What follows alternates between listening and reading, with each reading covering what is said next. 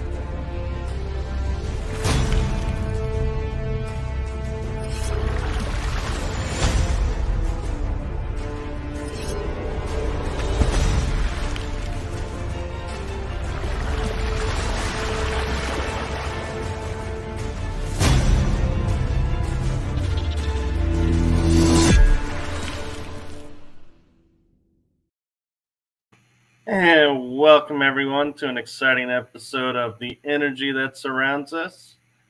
Little housekeeping for those of you who saw that there was an episode with Rachel Krebs Trisilla scheduled for tonight. She unfortunately is not feeling well, so we will make up that episode.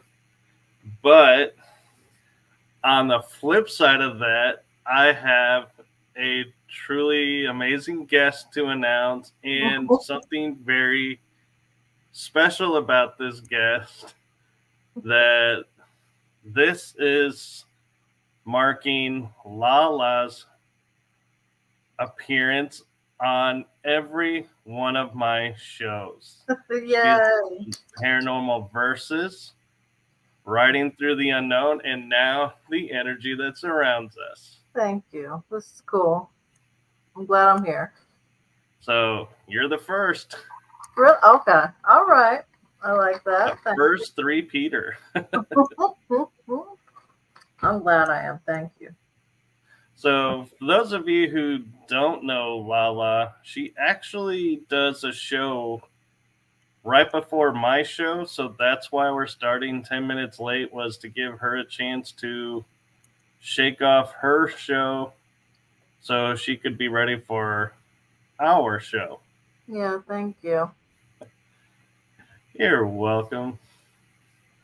So what is new with LaLa? All right. Look, here we go. Well, I just recently went to Reno for another show I'm on sometimes. They do a yearly thing. That was very interesting. They went ghost hunting. We all went ghost hunting. But then after that, we were up in the mountains, and Melinda Leslie was with us. Lorian Fenton was with us. Les was. A lot of really great people. And we went up to the mountains, and we all got together, held hands, about 20 of us.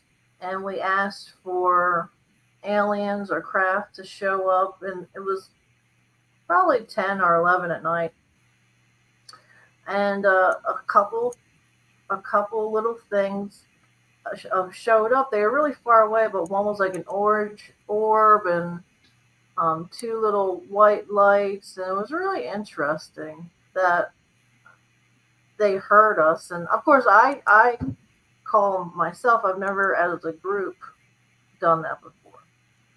It took a little time. Some people were at the bar previously, so they were all giggling.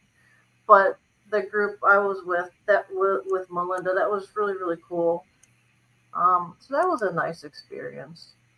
Yeah, and those that don't know, I'm going to tell a little thing about LaLa that made this trip rather unique as well. Is LaLa does not fly. Down And this was her first flight. It sucked. Oh, that sucks. I was hoping it was going to be a good experience. It was good because I lived and I didn't blow up or get eaten by a shark, which is what my brain was telling me was going to happen. So wait, I'm a little confused. What sharks are hanging out I don't in know. the skies? No, but like, I'm a big girl and I'd be, if I were a shark, I would want the biggest snack first. And of course, that would be me because a bunch of skinny people on the plane. Whatever. But then, and I didn't know that planes could fly themselves at some point. And I saw the pilot come out, go to the bathroom, get something to eat, start talking to somebody working. And I'm like, what is he doing? Oh my God, we're going to die. And like, no, it's fine. Relax. Yeah. Sweetie, they have a thing called autopilot that keeps the plane in air so he can get up on long flights. And I'm like videotaping him, like, just in case something happens, his ass is like, he's going to court. So that was fun. It was good. Well, at least you got to get some humor out of it. It was nice. Once I got over my fears, I had a good time. I liked Reno. It was nice. It's an old town. It was very haunted. Oh my God, the hotel was haunted. Everywhere had energy. The coal miners and the people in war, and it was or people that had passed away with gambling or prostitution. Very interesting, different energies that I wasn't used to. So it was neat. It was sad sometimes, but it was neat to talk to them, feel them. They share their experiences of what they go through, and a lot of them were very interested in us and watching us. Not in a creepy way, just like, well, what are you guys doing here? Can I tag along? It was different. So. Oh, but at least they were nice. Yeah, well, there was one, and the tour guide is telling, because we went in a couple different older buildings, and the tour guide's like, this one's not the nicest. It likes to watch you when you're in the bathroom to the point where people will run out with their pants around their ankles. And I'm like, I'm not doing that. Somebody else can do that. That's okay. So I stayed outside. That was fun. Yeah. But it was cool. Oh, that's funny. We joke about that as paranormal investigators, but it's another thing when you sit there and realize this is actually really could happen. Yeah. The first place, it was called the Washoe, WASHAO Club. And, the Washoe Club, yeah. Yeah. And I think a TV, what's the ghost hunting show? Whatever. There was a ghost hunter show that went there, and they did a Ouija board there. And they still have that Ouija board like behind glass and everything. That was a weird energy. But the very back room, it was the original stone, original wood, and it was just a little dead end. But that's where they used to place all the bodies on top of each other. And I didn't know that at all. But when I went into that room, I kept seeing someone holding someone passed away with bodies around them. And I didn't understand what was going on. And then the lady, the tour guide, explained. So that was sad. I'd never ever been in a room like that before, but it was interesting that they were showing me a moment in time. So. Right. Was it the crypt? Yeah. I took pictures. I'll show you. Yeah. It was just and it wasn't big at all. It was just it was very high up, but it was pretty small, and so it was interesting. No, I'm glad you got to investigate some places out there and have some fun. And I'm curious now that you've been to the Reno and kind of the desert area. Did you get any ideas of looking at the scenery and going, huh, this might be cool to put on a face with your face painting? I'm bringing it next time. I am. That would be awesome. Yeah. I wanted to. Because, I mean, that's the best place. First of all, I can make alien shaped balloon twistings, which would be great. And they're called a hitchhiker.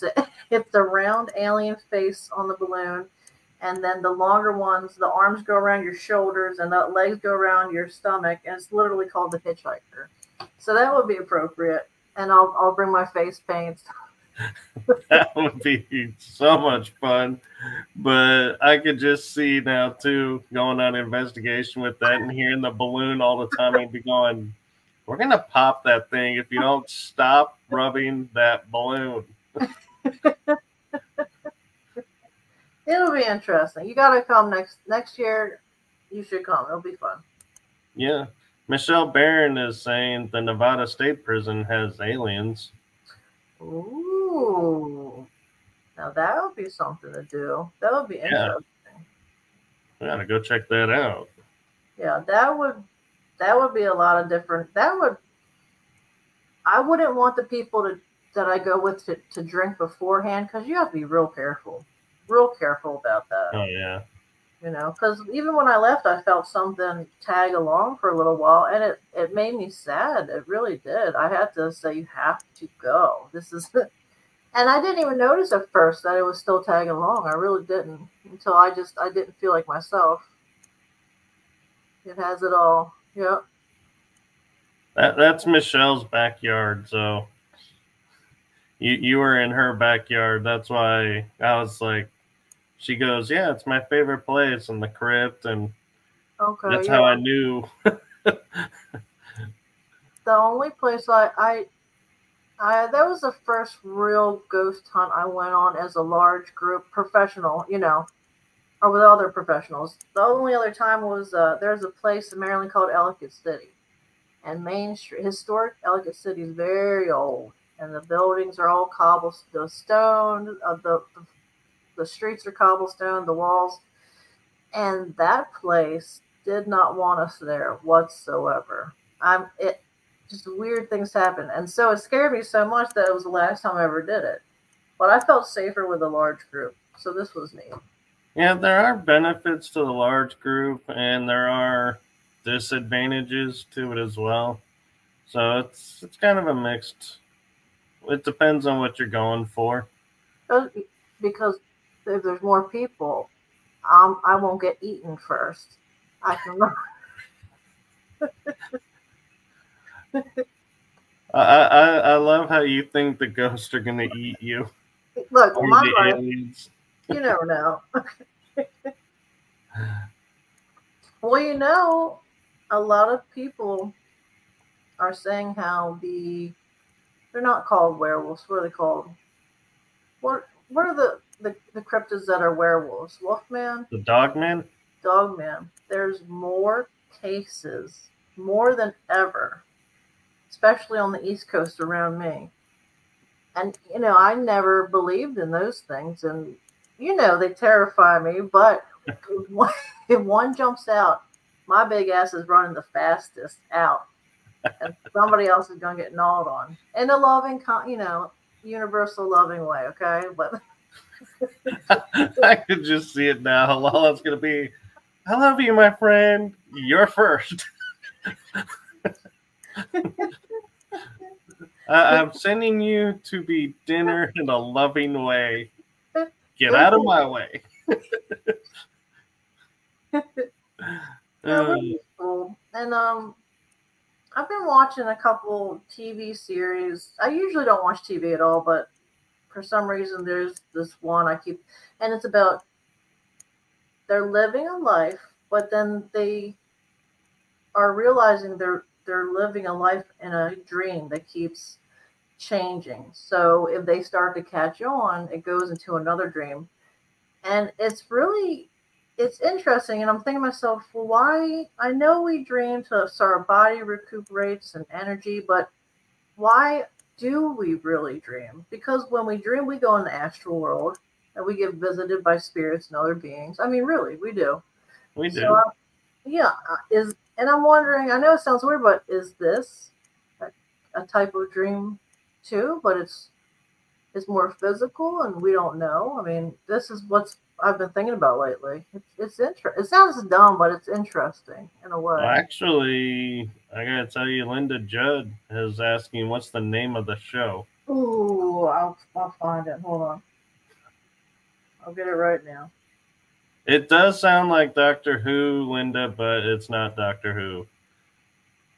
Although I haven't seen the new season that started because I just don't have the network for it. But The one I'm watching now is called The Haunting of Bly Manor, Bly Manor. It's got two kids that are the main characters, and it's got spirits and all types of weird stuff. And you, at first, you think they're living, but then after a while, you realize they've passed and they're living in a dream. It's reoccurring. Now, some are still living, but they're also in a dream too. So I don't know what the hell's going on. But it just makes me think because on the internet there are, yes, that you got to check it out, Linda.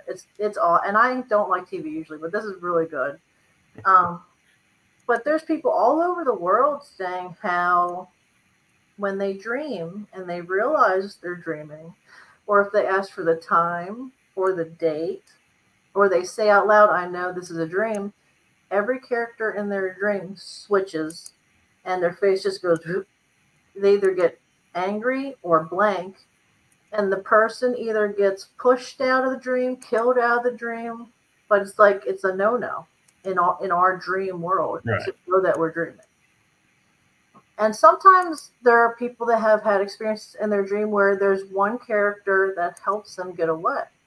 And these people don't know each other. It's like their guide was in the dream helping them to be safe. So I want to know what that's about. It's interesting. that is, and what was kind of funny is a lot of people don't know this, but we hinted on it a little bit in Writing Through the Unknown. But LaLa and I, we like to look up conspiracy theories and talk about them, and to the point to where it'll be like 9 o'clock at night, and I'll get this random text that says, "Hey, know any good conspiracy theories?" And I'm like, "Hello to you too."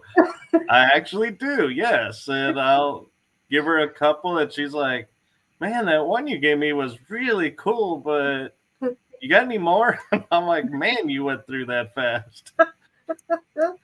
It's interesting. I mean, I've never felt like Earth was my home. So now, I'm 42, and now as an adult, I say to myself, being on Earth is interesting. I want to absorb as much as possible. Right. I mean, you go through hard times and traumatic times and happy times, but they're all experiences, and it's just I want to know it all. I want to learn so much, and so much is hidden from us. I don't know if it's the government or something beyond the government, but they want us to stay little worker bees. Or both. Right. I agree. Yeah. Yeah. Linda is saying the other night, it was like I was seeing people in my room when I went to sleep. After a few minutes, I decided to raise my frequency with prayer, and the strangers went away. Yeah. That is a very good point. You can do that. Yes. Yes, you can, because when we were at the freaking hotel, can I say frick? Well, yeah. Yes. He already did. When we were at the hotel, Bob turned on. He's got something on his phone where the spirits can talk through the phone. It'll say certain words to give a message. And we've got a machine that does that, but we didn't bring it. Anyway, it started saying murder, basement. It said some lady's name, all and information. And I got nervous and I said, look, nothing negative is allowed to be in here. Only good intentions for me and Bob, and the thing completely stopped. It didn't say anything after that. And so, I mean, going into hotels as a psychic there's a lot of things that go on in hotels. There's murders, there's all kinds of stuff. And so they're just wandering souls wanting to sometimes get help or sometimes bother you. So it was weird. Yeah, and I mean, there's also those secret rendezvous that sometimes turn out to be really bad. So it's like, yeah, how do you explain that one? Right, exactly. It's high energy. It really, especially in a place so large. I mean, this place, it was the Silver Legacy Hotel Casino, and this place was big. And so there was just tons of things. And also, not only the spirits, but the regular people walking around, a lot of them had attachments and didn't realize it. And so they're gambling a lot. They're drinking and doing drugs a lot. And they don't realize they got something attached to them. So it's interesting. That's one of the reasons why I don't like going into casinos. The other is the noise. And the ultimate reason is there's no windows. So it's like it becomes a void of any sense of anything. Mm-hmm. It's like everything shuts down because all you hear is the noise, see the lights spinning, everything's spinning, and you're like, before you know it, it's like a day is gone, and you're like, I didn't even realize I'd missed dinner or breakfast. And it's like, there's 0 sense of time in those places, and they do it on purpose. Yes, they do. They do. That is true. I didn't even think there were no windows at all. You're right. And it's just like a little tiny dream world where you can live your experience. I mean, you can do anything there in Nevada, So, I mean, they get you. Oh that's a good analogy for Earth. They preoccupy us with our electronics and all the other stuff so that I think it's true, Yeah, we miss out on a lot of things.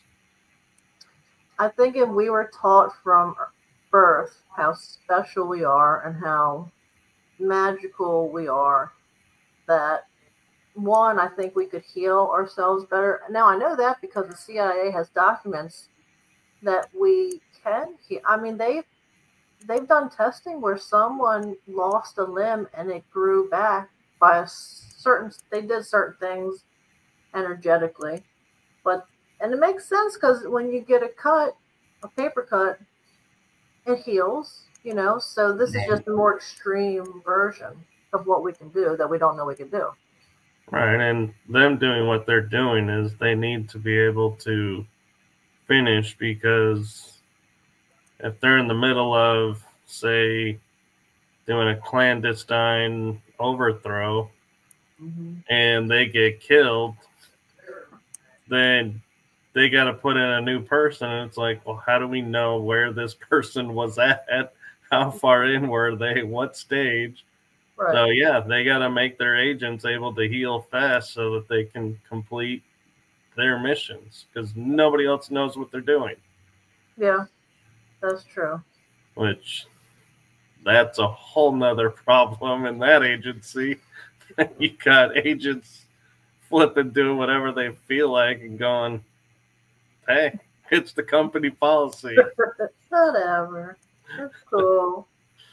No, but they did talk about a blue light. So these people, they would envision their body parts surrounded in this healing blue light.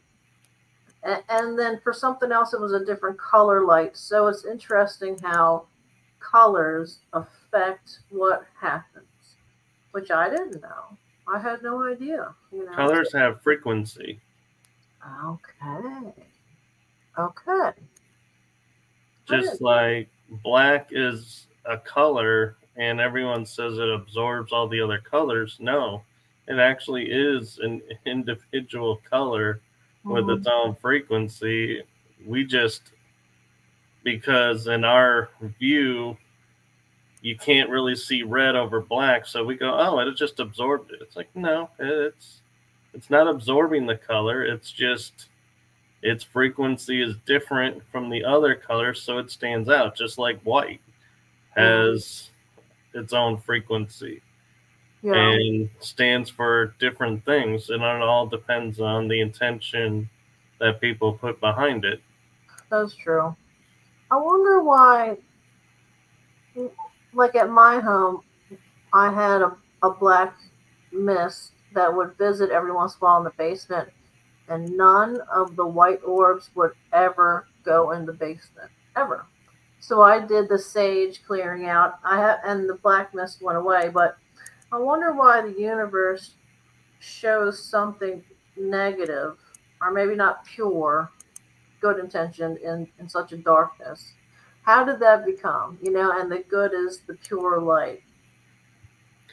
Well, is that frequency too, where the good is of a higher frequency?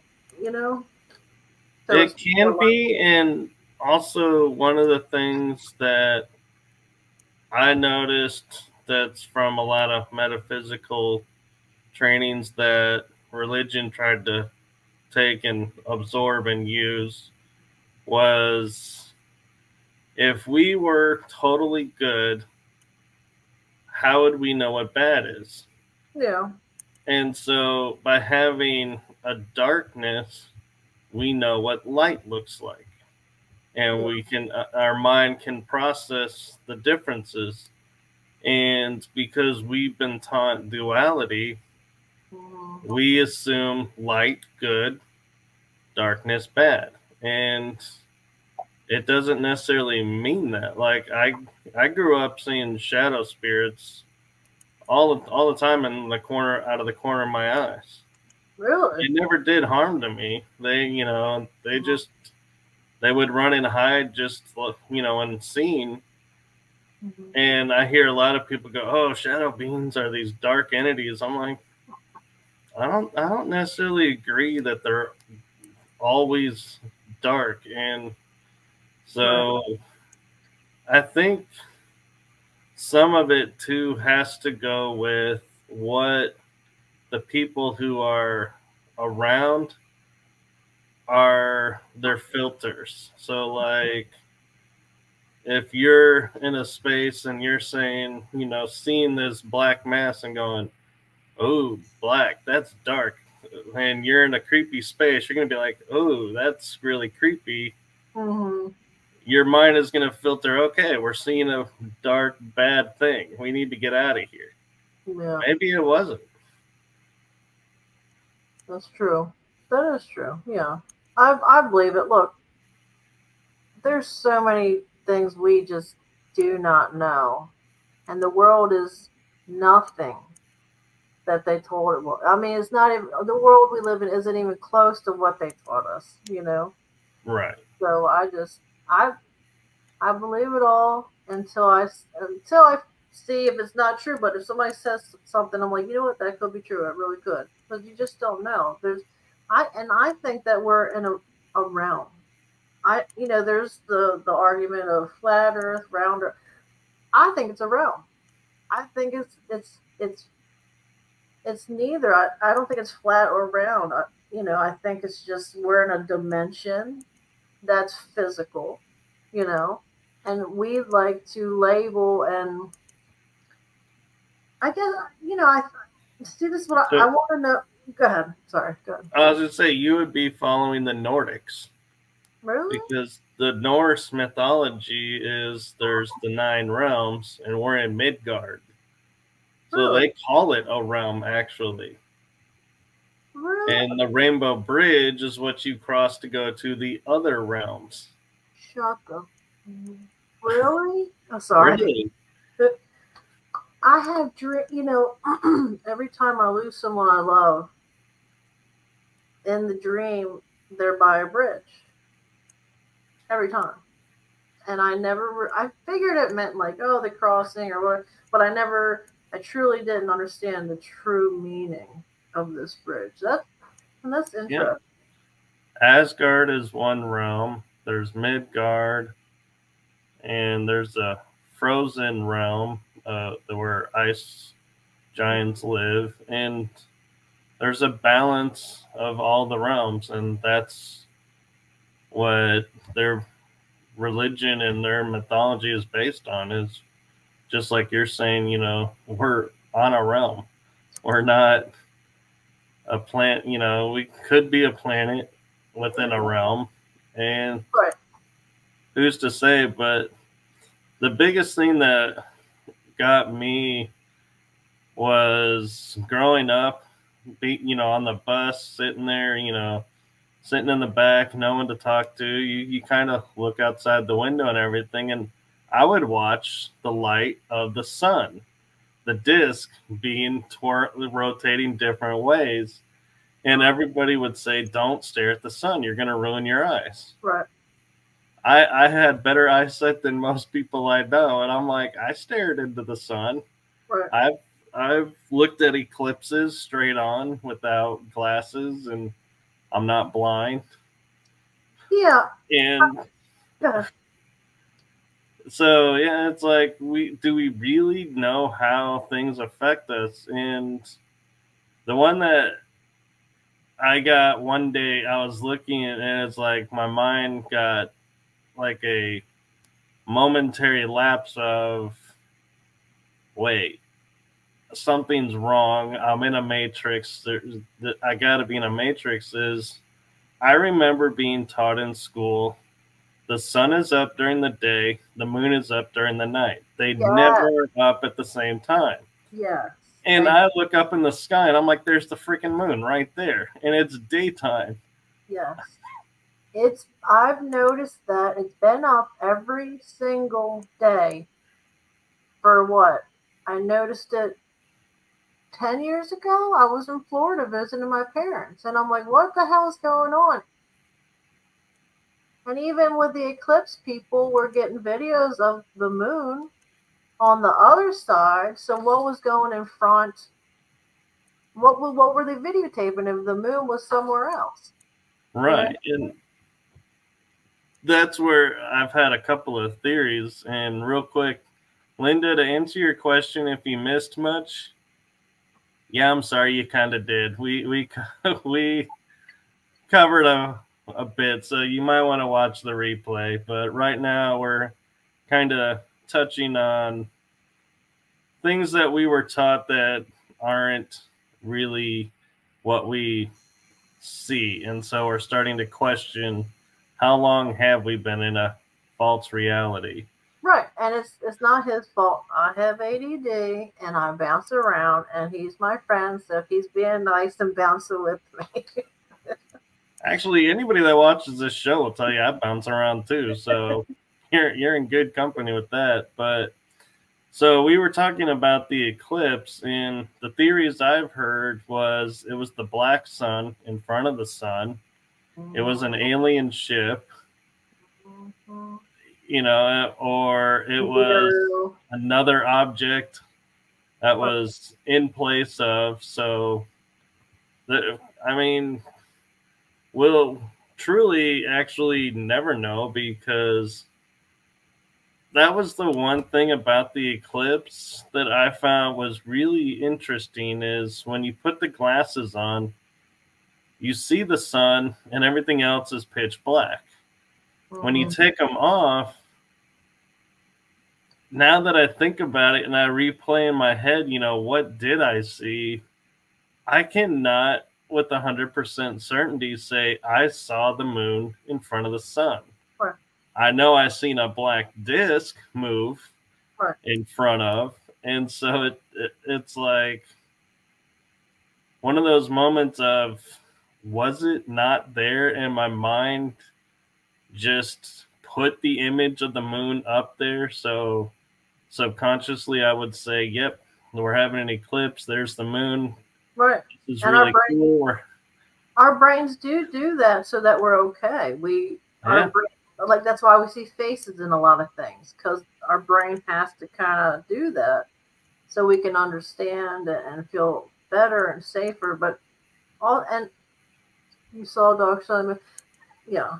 But I've been seeing online a lot of people they do sun gazing, and they also say it doesn't hurt your eyes. I feel better. My health is better. So, and then I started looking. I had a dream years ago that said, seek the sun deity. And so, right. And that's a whole freaking thing. I mean, there's so much to this sun god and the sun Apollo portal. I mean, it's interesting. Wow. I can't think of the Roman one. That's Greek is Apollo. And isn't El? That's one, I think. That could be. And I know, and and talking, about the dark side of the moon, it's interesting that, everyone says, the moon will always shows the same face in front of us, but yet it doesn't, because the craters change. So it begs the question of how many times have we actually seen the dark side of the moon and never realized we're seeing the dark side of the moon? Because if it was truly stationary and always the same, we would always see like the Sea of Tranquility in the same spot. But we don't. The Sea of Tranquility moves, disappears. And so that begs an interesting question in itself of, is there truly a dark side of the moon? I heard that years ago something happened to our realm, and so we were moved, either shifted somewhere else similar to here.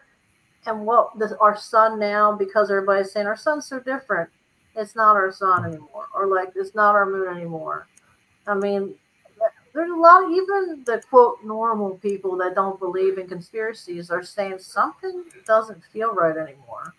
Well, the thing is with the sun, I've heard the same thing, and somebody pointed out, and it's like, again, the mind never put it together, but it is a different color. Dude. Growing up, it was yellow. Now it's orange. And sometimes white, which is really, really weird. And I'm half Spanish, so I've never burned. I've always gotten real dark.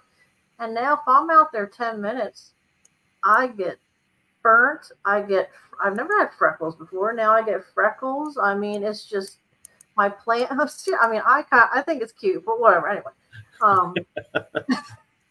and my plants, the leaves, they burn. My plants never burned that quickly before. It's kind of creepy, actually. Yeah. What did Linda say? She was saying she was viewing by video, shows me the reactions that people have to the darkness that happens with the eclipse. Okay. And I will say one of the coolest things about the eclipse, because I got to see the full eclipse, but I didn't get to see the Aurora Borealis. Me either. Because we had rain. Yeah. Go figure. But that was interesting. It's like you literally were standing in your yard and you could see like people clear as day, literally like lit. And then all of a sudden, the light just disappeared and the street lights came on. And it was like, you literally felt like this is like 9 o'clock to midnight at night out here now. Yep. And then all of a sudden, like within a minute, it was like all the light was restored. Just like all of a sudden, like someone flicked the switch and the light's back on. And it was like, so it was really cool in a moment to sit there and be like, wow, I literally just saw light turn into dark, turn into light. Right. Interesting. It really is. And I don't think we've had that happen. It was about 1940s we had something like that happen. Yeah, I think it's like every 70 years or something, it runs a certain path that it'll go through certain towns. Okay. Yeah. I don't know. Don't quote me on that. I'm guessing it was 70 years because that just pops in my head. I could be off on the numbers. But the sun's acting strange. Earth's heart. What's Earth's heartbeat? It starts with an S. The Schumann? Yeah. Everything affects. If you have a heart issue, it affects that. It affects the mental. Usually, a full moon, hospitals will have more people in their emergency room because it makes people loony. It does. It actually really does. A nurse told me that. And so these solar flares make people different, and everything else makes people different. And the energy and anxiety is up so much sometimes. Not all the time, but sometimes. Yeah. Linda is saying, for this new aurora skies, I noticed that the coloration goes down to the ground deeper than before. Well, you guys were lucky that got to see it. I had to live vicariously through photos. Thanks, guys. Okay. Thanks for posting those, everyone. It was cool to see. But yeah, I think I don't think where we live is I don't think it's the same place anymore. But I don't think the same place was what we were told anyway. The older I get, the more I just feel like something isn't right. Well, I don't know how to explain it. Yeah, and what's interesting is I had someone was explaining something to me, and I looked up and I said, what is this streak across the sky? I mean, it was literally across the sky, and he goes, well, that's the Milky Way. And the first reaction in my thought is, wait, we are in the Milky Way, so if I'm looking at the Milky Way, it should only be visible on one side or the other side, not continuously across, because we're in it. And I said to someone, how can you see the Milky Way straight across if you're in it? And he goes, well, we're not. We actually cross into another galaxy for a little bit, and then we go back. And so it's like we're in two different galaxies. We jump. Well, yes, because, well, were we the Orion arm cusp or something like that? We used to be somewhere else. So there's even footage of real scientists explaining we were one part of the galaxy, and now we've moved somewhere else. And so it's just freaking weird. I don't know. I just keep feeling like, and sometimes I have these dreams where someone's saying, wake up, wake up. And, you know, as a psychic, you get the visitation dreams, and you can tell when it's more than just a dream. It's a message, or, you know, your family member visiting or something. But I just feel like we're in this dream state. Or, you know, there's ghosts that don't even know that they're dead. And they're just, how did that, even as a psychic, I don't understand. How could you not know? But maybe we, you know, we don't know. Does, you know? Well, my theory on that is when we get to the ghosts that don't know, I think it's because we are thinking of them in our terms, like, you know, our universe, our galaxy, our plane of existence, our timeline. But if you think about it and go, we now know that there's parallel universes. Yeah, that is true. So if we're looking at, you know, if we happen to catch a moment, and I kind of got this idea from George Mitrovic with all of his work, is when the energies align perfectly, it creates a doorway. And that's why there's alien activity, there's cryptid activity, there's ghosts, is because the energy has opened up a doorway where we can see and interact with them. And so my thinking now, when we get the ghosts that are like, look like they're as surprised as we are that we can see them, and we're saying, oh, you know, they don't know they're dead. It's because they're not dead. They're on a different Earth. Oh my God. In the same space, seeing us, seeing them. And we're ghosts to them. Yeah. Oh my God. That makes a lot of sense with certain things. Yeah, and so it's like, you know, they could be another dimension, another plane of existence. And that, to me, really opens up the paranormal field to, like, you know, we assume everything is either here or not here. Yeah. And that's all there is. But now we're realizing that there's here, there's there, there's another level on top of us. Yeah. And the residuals may not be residuals either. That could be also looking in. But I feel like with those, when they're on the same time and you see the same person doing the same activity, yeah, I feel like that is residual. But when you see someone and they are able to look and see you and respond to you, I feel like that may be another dimension or parallel world. Right. No, I do agree. I do. I wonder if CERN, I mean, I know they're working on opening, well, the government can already open portals. We're beyond that. Oh, yeah. So CERN is dabbling with things that, you know, I don't feel they understand.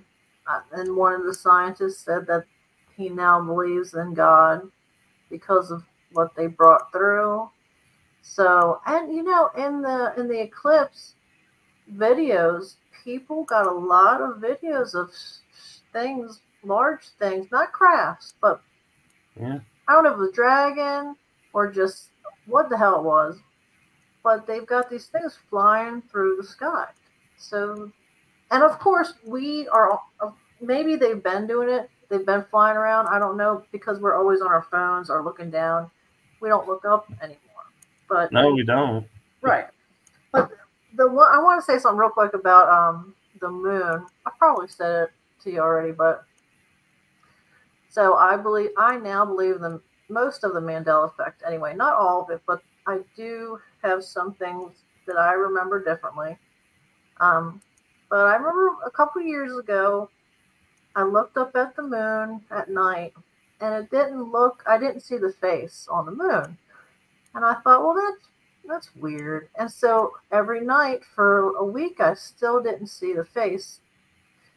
And I went on Google and I Googled, you know, the man on the moon or whatever, the face on the moon, and nothing popped up on Google except one drawing someone did. So with the Mandela effect, a lot of times you'll find residuals with like a drawing, because for some reason they can't change those. I don't know why. But anyway, a month goes by and all of a sudden the face on the moon is back. I Googled it and there was a ton of information about the face on the moon. That scared me. It really did. I didn't know what was going on. Because, you know, conspiracies are fun. They're fun. But when they really happen, what are you going to do about it? Who are you going to do? Nobody's going to believe you anyway. I mean, it's just weird. But then I found other people that experienced that too. And that, it's just, I don't know. I think we shift a lot and we don't even know.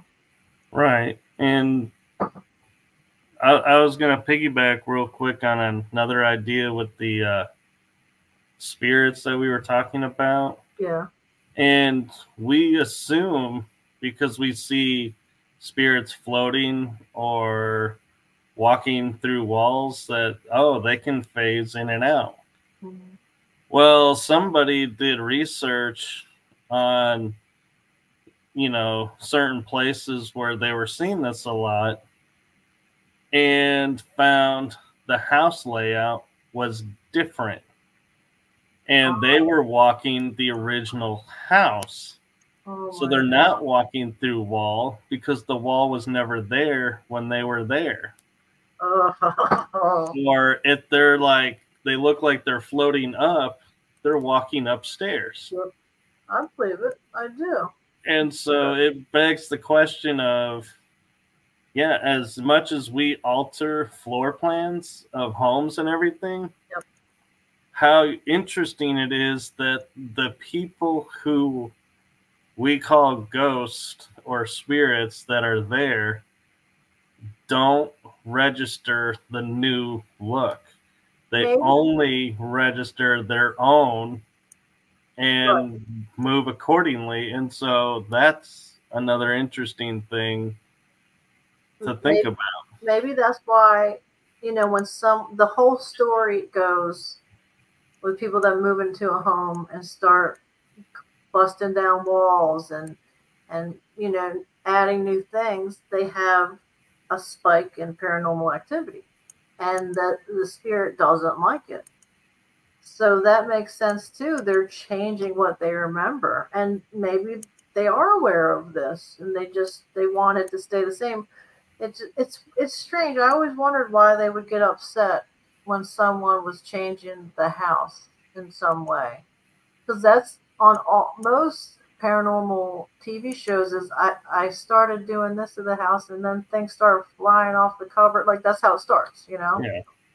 So it's interesting. Yeah. So Linda, I'm going to get to your comments now. She says she had a trippy experience when a ghost from the 1800s was riding in the car with me. Every so often, the scenery would change while I was driving down a known road. It caused me to make some wrong turns. Holy crap. I believe it. I do. Yeah. And I got to say, Linda, what I find really fascinating about this is that it was riding in the car with you. And in the 1800s, they didn't have a car. So how does this spirit know how to sit and keep itself in the car? Maybe it thought it was a horse carriage, maybe? But even still, I mean, you got to think carriages or stagecoaches were higher. A lot of cars are down low. Yeah. And they don't, I mean, there are some cars that do look like a Wells Fargo carriage on wheels or the old-timey Hertzes. And so...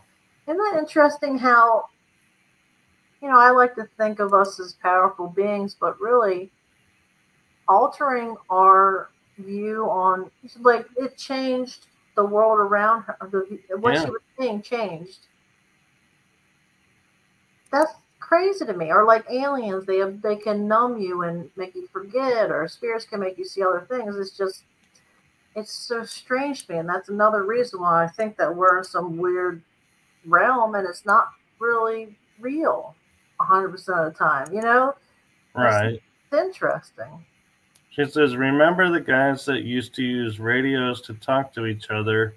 We call them ham radio operators, right? They had to have their radios broadcasting at the same frequency, and they had to be in line of sight of each other. Huh. I didn't know that. I didn't know about the line of sight, but I did know there was frequencies, and that's why there was call signs. So everybody knew who was talking to who by the call sign. Yeah.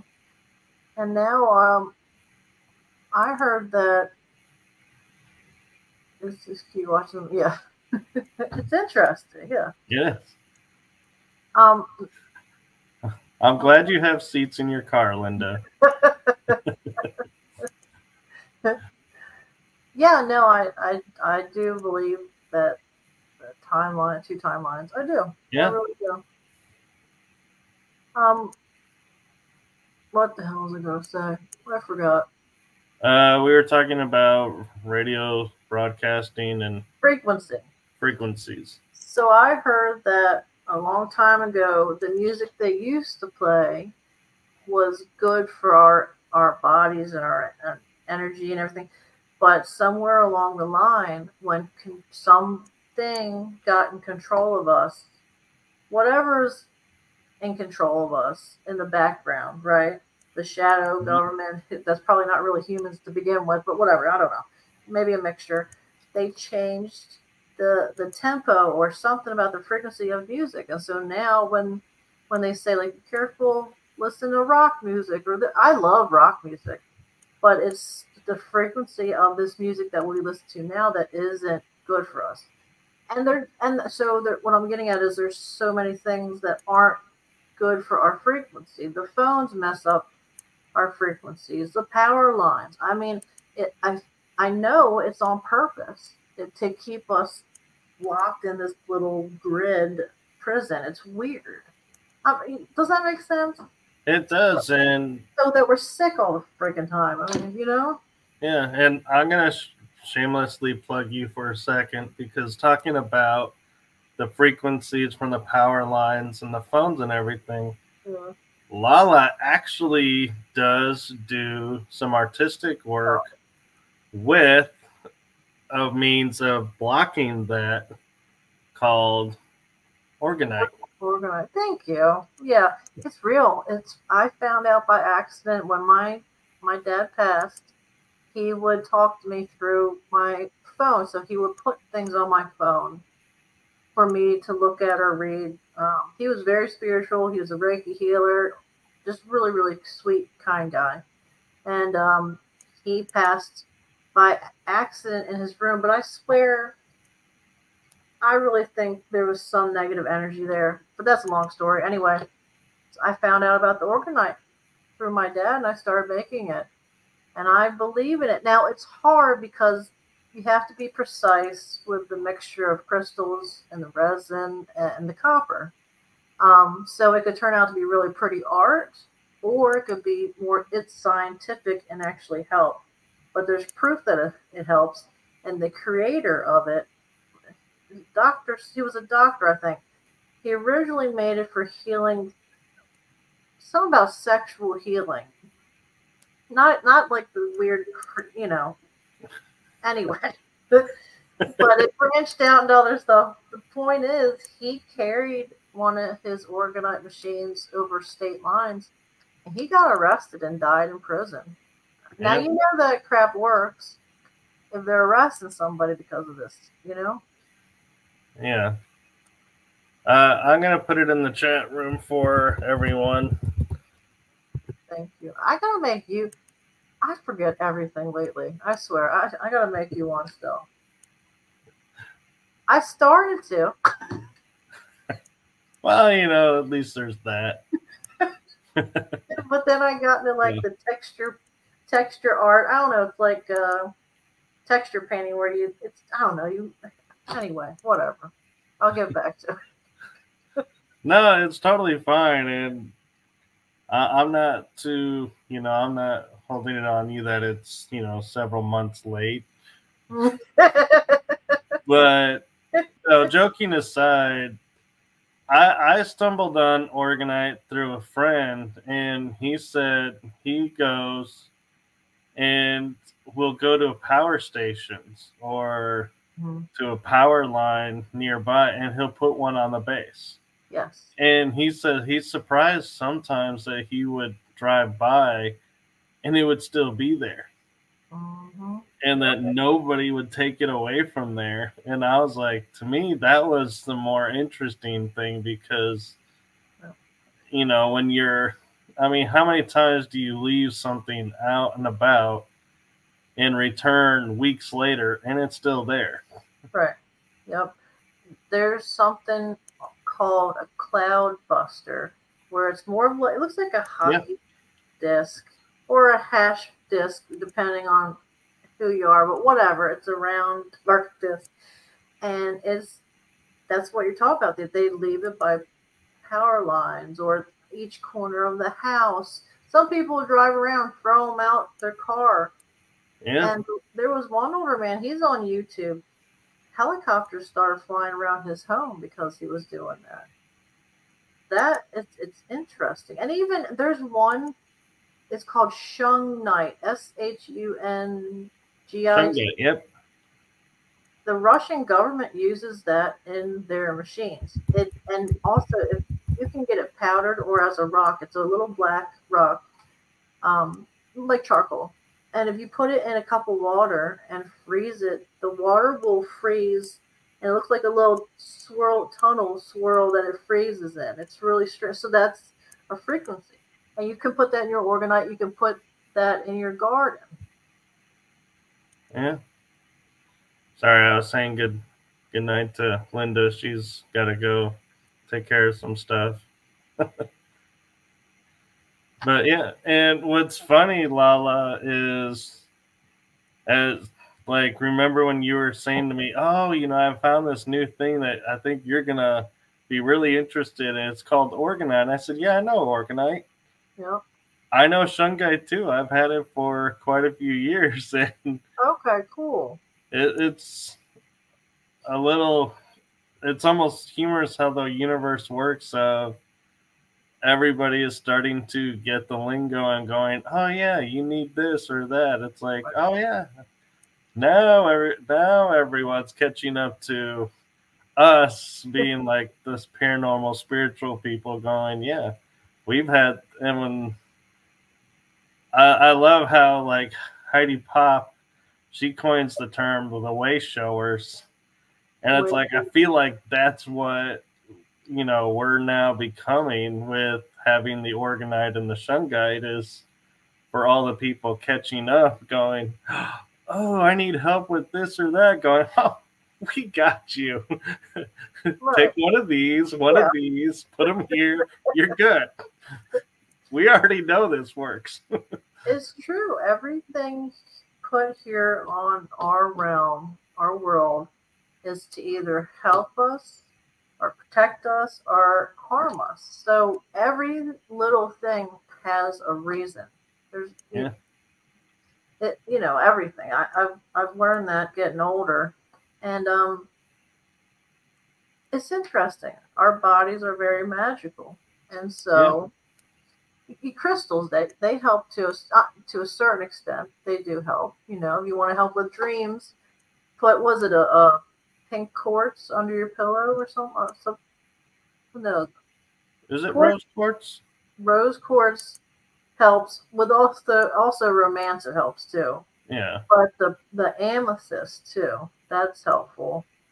For me anyway. I'm real. If I go into a new age store that has a bunch of crystals, I love it. I think it's beautiful, but it's overwhelming, and I'll get a headache. I can't stay too long, And I never understood that growing up when I'd go with my dad to the new age stores. But sorry. No, you're fine. And what I find funny is even talking about I grew up and originally I was told like aquamarine was the birthstone for my month.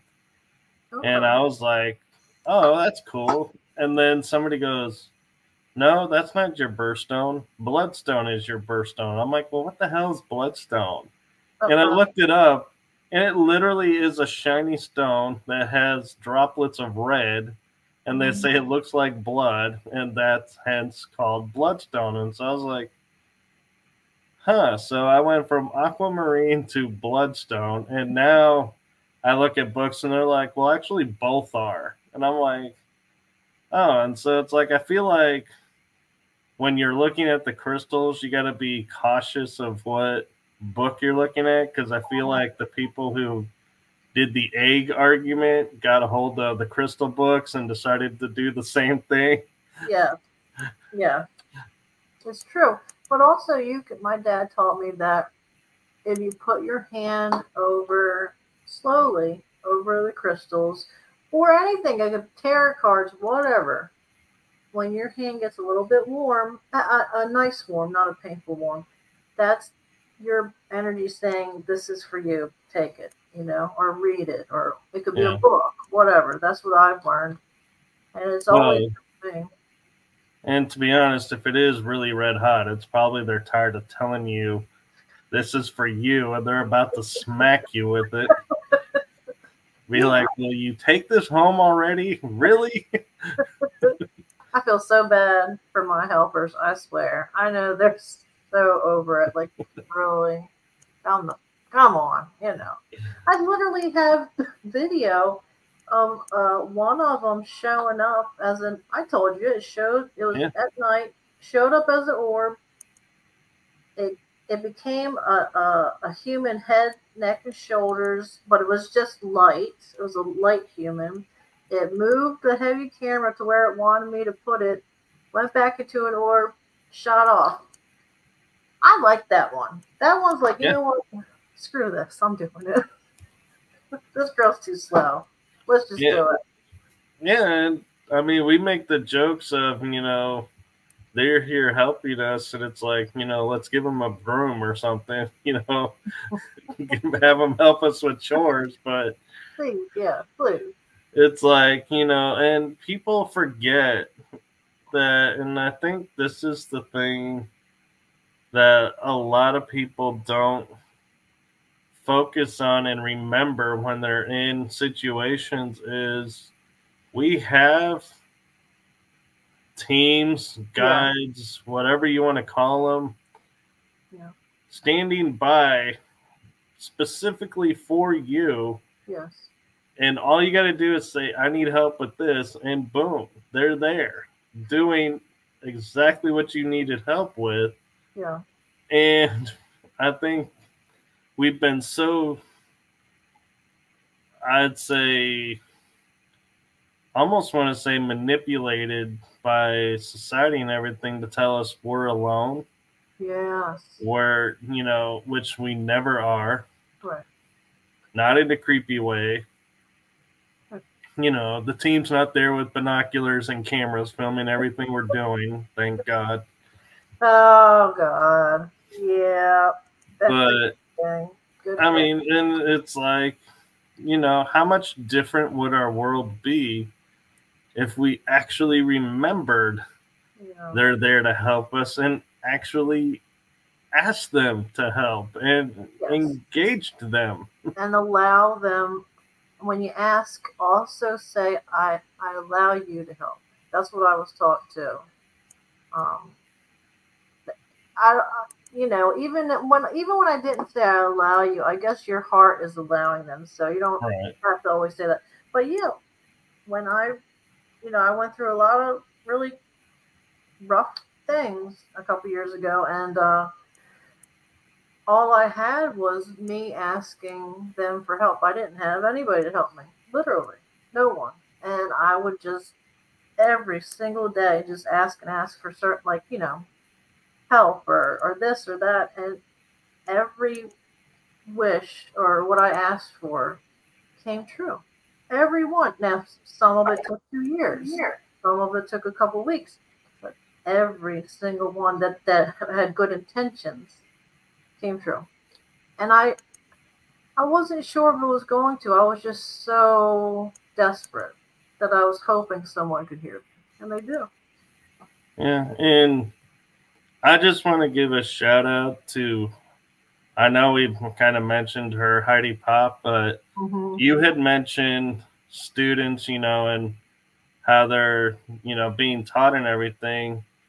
And I had her on Writing Through the Unknown because she is a part of a program where students go outside and paint outside, whatever they want to paint. Good. They write whatever stories they want to write, draw whatever pictures they feel, you know, drawn to paint, or however.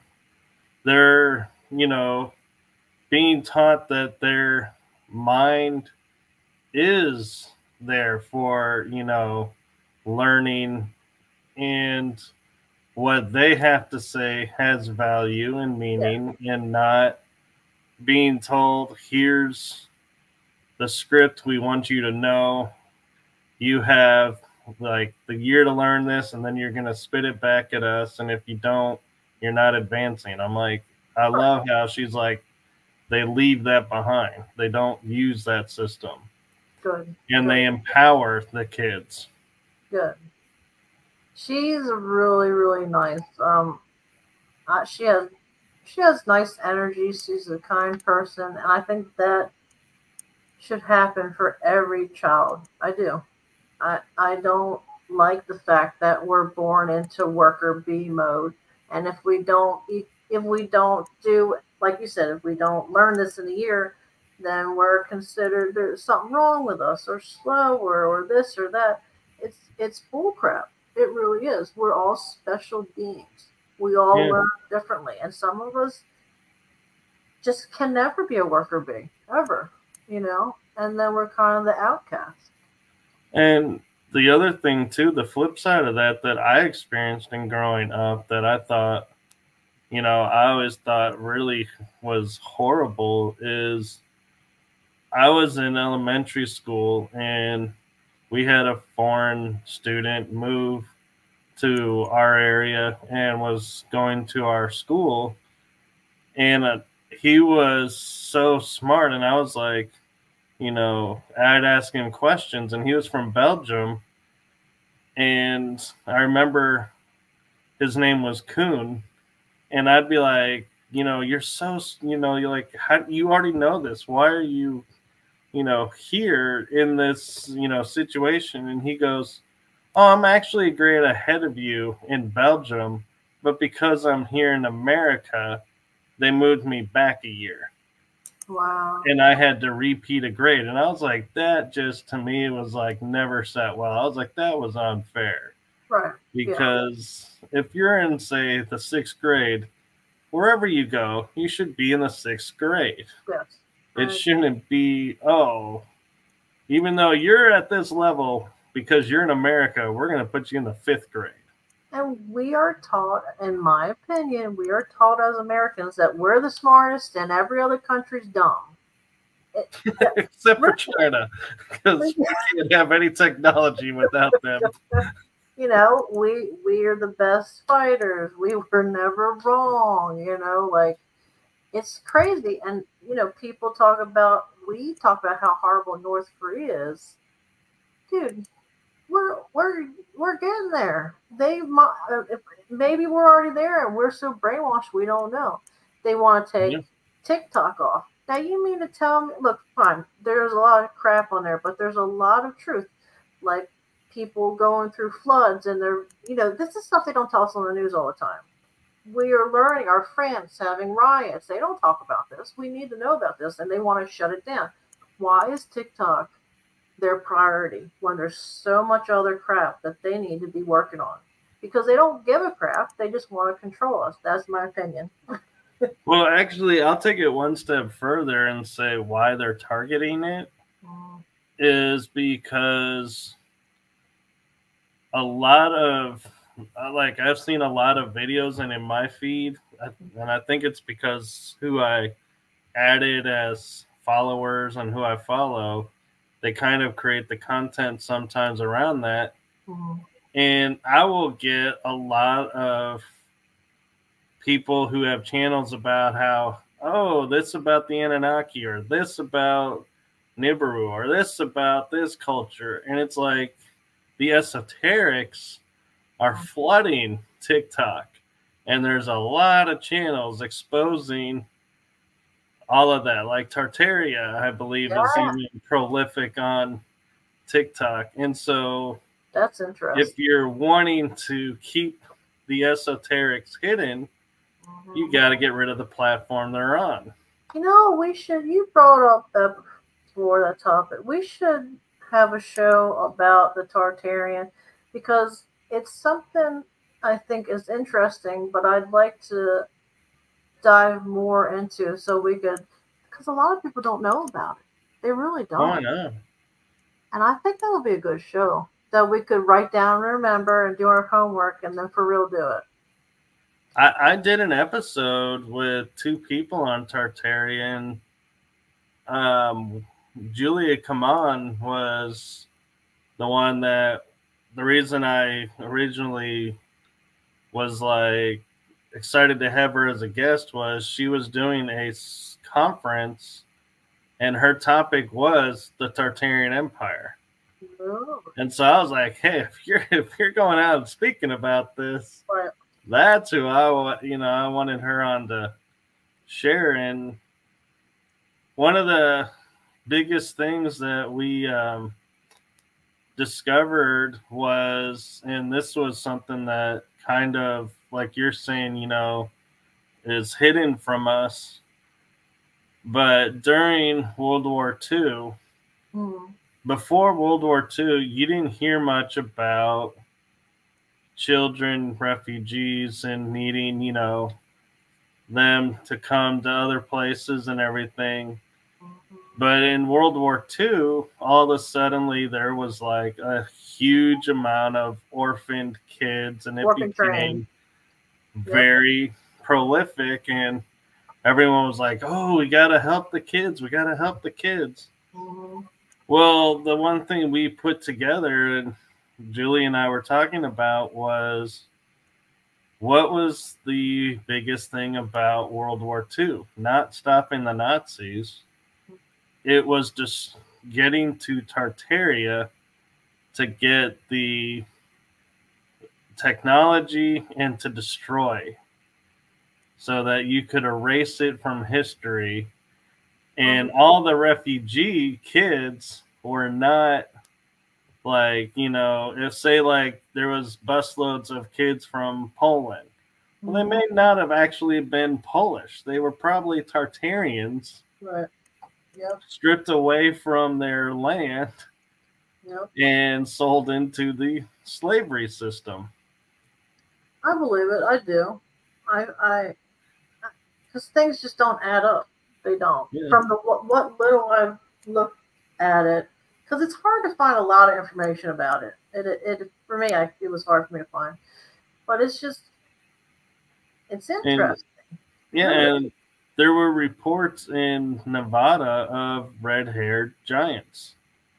Well, what's, and I was like, and I had to say to her, I said, instead of this being Nephilim, like they would say, I was like, what if it's a Tartarian? And she said, exactly. They were everywhere. Tartarians were not isolated to their empire even. They were everywhere. Do you think it's connected to Atlantis and stuff like that?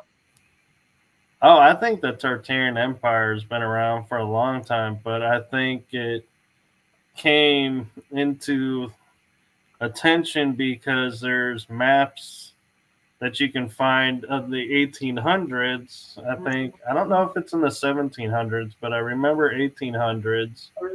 That says Tartaria. Yeah. And then you go a decade or two later, and you look at the map, and Tartaria is no longer listed. Oh, yeah. There's a lot of lands that are missing now, actually. Yeah. Especially with I'll talk about next time I'm on here again. I know I've already talked about it. Is the freaking ice wall and land beyond it. We know there's other things beyond it. Because Admiral Byrd talked about it. I'm surprised they haven't wiped that interview off the internet, honestly. Oh, they probably have, but so many people have recorded it that you'd have to create a virus specifically to target it, and people that have it on air gap, you would never get it. And they can reconnect it and bring it back. And so that's why I love to say I'm so glad that the deep state and everything created the internet, because as horrible as it is, it's backfired on them, because the white hats and the good people have taken it over and are like, yeah, we're using your devices now against you, and you can't stop it because you can't shut it down just as much as we can't shut it down. Right, because they still use it. So there's the regular internet, and then the deep web, and then the dark web, and then under that is just coding that the government uses a lot. That's what I've heard. I don't know. Yeah. But they have to keep using it. They can't just shut it down. So we're always going to be able to somehow use it to our advantage because there's very smart people, good people on our side that Yeah. help us, you know. But, And I mean, and the thing that I find frustrating is because the wool's been pulled over our eyes for so long that as we're awakening, not woke, awakening to what's going on. Because, yeah, we ain't woke. I will never say I'm woke. I'm awakening. yeah, it's hard. It is hard to be woke, you know. Well, I'm more of using the woke as in the people who are like, oh, we have to protest this because of this. And I'm like, you don't even know what the hell you're protesting. You're just up there for your 15 seconds of fame because someone paid you. And they actually even announced that, yes, we are paid to do this. And it's like, but then people will hear it and go, oh, I got to stand with them because they're against this. And I'm like, no, they're not. They're not against anything. They're making a living doing this.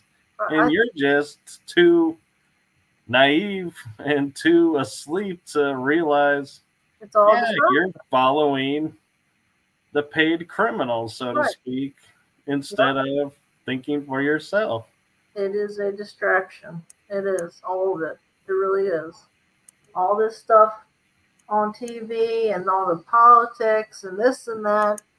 It's, if you, even with sodas, Pepsi and Coke, they create these things because they pit people against each other. It's because if they're always worried about this if they're always worried about this dumb stuff, they will never look what's in front of them. They will never look. You know? And these people will fight to the death because they think they're really doing something good. And it's sad. It is. It is. And what's even sadder is when you hear people going, well, I think this way because this is the way my parents and my grandparents and, you know, and it's like, well, but let's look at the world today. The world today what it was then? Right. Are you really following the same? And it's like, and what really gets to me too is when you get people and you go,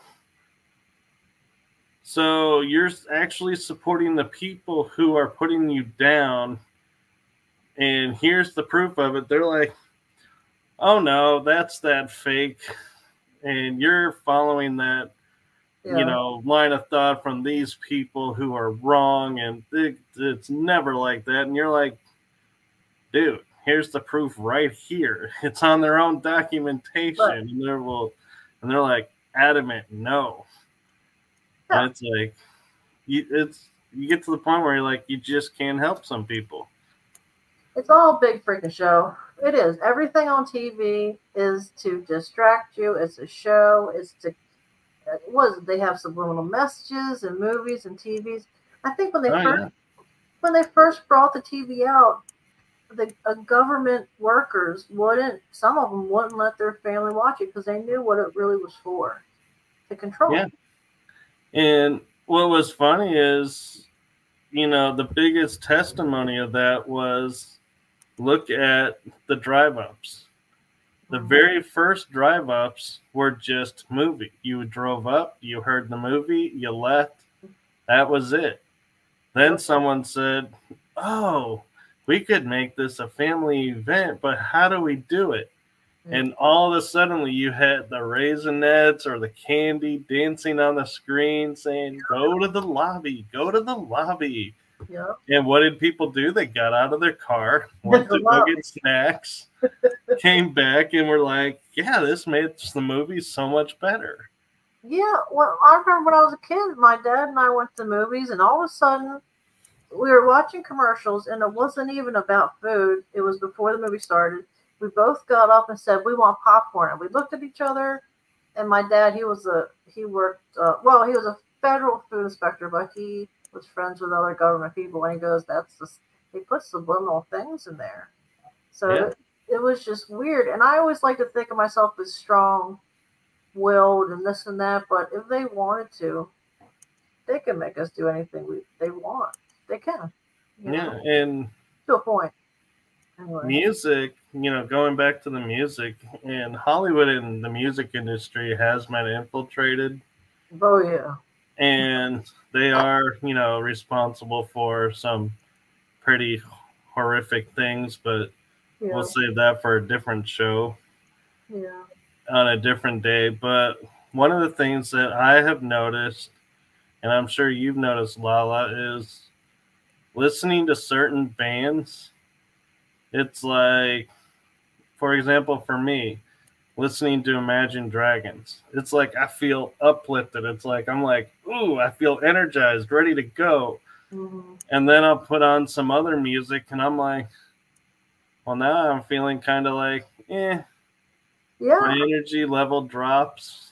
Yep. And so it's like, when they say, oh, there's no hidden anything in music, it's like they're not subliminally telling you to go and buy records. Right. They're sucking the energy out of you, or, altering you that way. And it's something that people don't realize because it's so subtle that, you listen to some music and they're like, oh, it's like another example is those apps to help you sleep. They're like, they play rain or music at a certain tone and level. Yeah. And what happens? You fall asleep. Mm-hmm. Because the programming, your brain hears it and your body hears it, shuts down and says, okay, it's time to go to sleep. Mm-hmm. Instead of, like, you could play the same thing on a different level, and it's like, whoa, wait a minute. Why am I feeling the urge to fight someone right now? It's true. Yeah, it is true. Or even, if I'd go through a breakup, I'd have to listen to a certain type of music to align with that frequency I was feeling. It's weird. And even I've heard from demonologists, priests, that they help work with the Vatican say that there's certain music that attracts negative energies. And I didn't want to, they said that, I'm like, no, that's not real. That can't be real. But it's true. It is.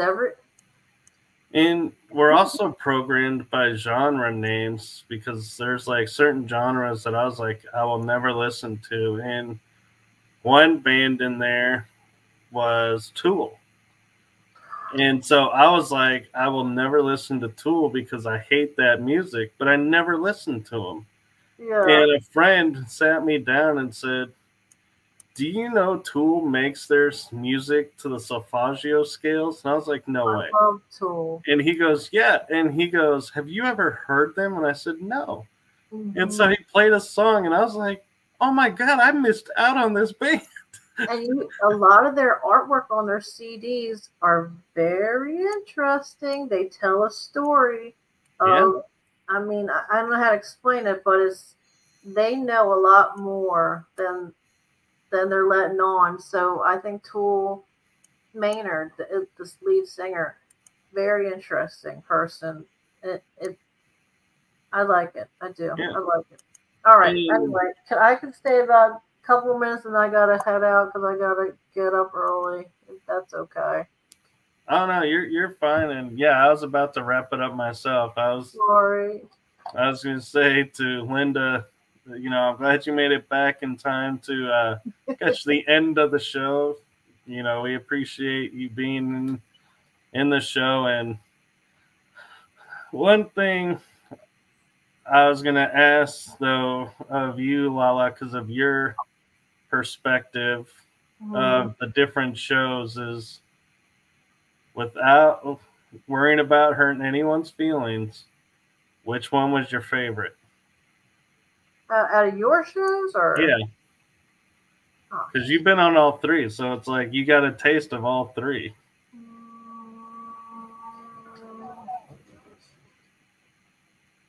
I mean, we're friends, so they all feel the same. I'm just talking to my friend, you know what I mean? I guess Yeah. I really like this one because we can bounce more around to different things. But I think I talk about you let me talk about whatever I want to talk about. You're always very like comforting and friendly. So it's the same vibe for all of them. I liked all of them actually. I never got nervous going on, and I get nervous going on people's shows a lot, but I never got nervous coming on here. We always have a fun time. It's true. It's fun. I like it. You gotta schedule me again. I definitely will. So And I want to a stay little, number one. yeah, and a little transparency is LaLa was actually scheduled for last week. Yeah. And we had a issue, and so a conflict arose, and so we were like, oh. So I'm grateful you were able to come on this week. So see, I told you we would make it happen. Yeah. I appreciate it. I do. And anytime you want me on any one of your shows, I'll come on. This is fun. So. All right, I'll appreciate that, and I've been on yours as well. So same You to gotta you. come on again. I didn't feel too great for a little bit, so I haven't scheduled anybody. So I gotta schedule you on. That'll be good. Yeah, and I think I was actually scheduled. I was sitting one day when I was talking with you, and we hung up, and I was like, wasn't I scheduled to do a show? It was the same day I was supposed to go on your show an hour later, or that same night you were supposed to come on, and I missed 2 shows. I just didn't. I just felt weird past couple weeks. Didn't feel good, stuff like that. So I feel better now. Yeah, I'm really sensitive to all kinds of stuff. So the golden nugget I will say to this moment to all of our fans is, we are human. We go through the same things you're going through. So thank you for your understanding with us and patience with us. And so LaLa, we've come to the end. And what's your golden nugget you want to leave everyone with? Oh, all right. Let's see. Golden nugget.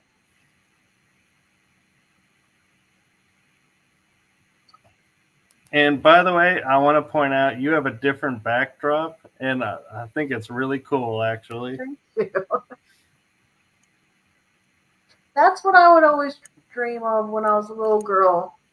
Many, many, many times for years, I would dream that I was in my backyard at night looking up, and they would always be leaving slowly, and they looked similar to that. But I didn't realize it wasn't a dream. They were dropping me off. I was always abducted starting when I was little. Anyway, golden nugget. Never stop researching. Never just accept what you're told. Always really look into things. This world is much, much more than what we're told. And I think it's interesting. I think more people should learn about where their spirit is living right now. I know that we jump to different, our energy jumps around to different places and different bodies, but I don't know. I think we should always be searching for some type of answer. It's a mystery. Have fun with it, I agree. And so I'm going to say thank you to everyone in the chat room. And thank you to everyone who's watching, and wherever you are in the world, make it a great day, evening. Share it with your loved ones, and take and fill each day with love and spread the love out. And as LaLa says, research and look within to see if something doesn't feel right. Look into it and see why it doesn't feel right, and discover a new world for yourself and new things. And yeah, never stop learning. So with that, I am going to say good night, everyone. Good night. Thank you for having me. Thank you for being available and working with me on that. Anytime. All right.